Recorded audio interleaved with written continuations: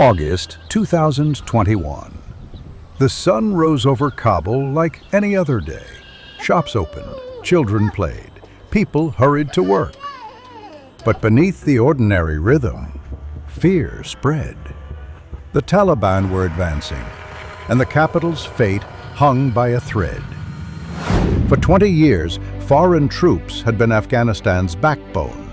They promised security, democracy, a brighter future. But in 2020, the United States signed an agreement. It would leave. And with each passing month, that promise of protection faded. Afghans whispered, "What will happen when the foreigners are gone?" By early August, the storm arrived. Zaranj, Herat, Kandahar. City after city collapsed. The Afghan army surrendered without a fight. Kabul watched in disbelief. The Taliban were only days away. Morning broke with a whisper. They are here. Panic swallowed the streets. President Ashraf Ghani fled. Soldiers abandoned their posts. And in hours, a city of 6 million fell without resistance. The airport became the last hope. Thousands surged to the gates. Families pressed forward, children lifted over barbed wire. Some clung to planes, choosing the sky over Taliban rule. A young boy grasped his father's hand until the crowd tore them apart. Others hid in wheel wells, praying for escape.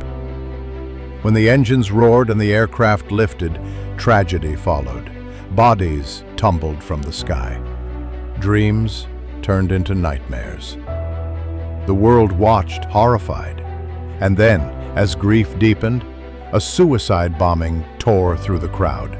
Scores of Afghans died, along with American soldiers guarding the evacuation. One of the darkest days in Afghanistan's history. As the dust settled, the Taliban raised their white flag over the city. The Islamic Emirate of Afghanistan was reborn. For women, doors slammed shut, classrooms emptied, dreams went silent. 20 years of progress vanished overnight. Kabul's fall was not just military defeat.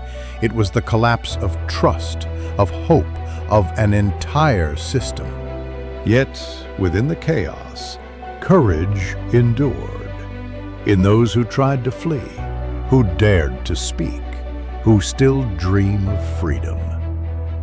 August 2021 will be remembered, not only as the month Kabul fell, but as the moment millions saw their future disappear. A city silenced, a people betrayed, and an echo that still haunts the world. How quickly can a nation fall?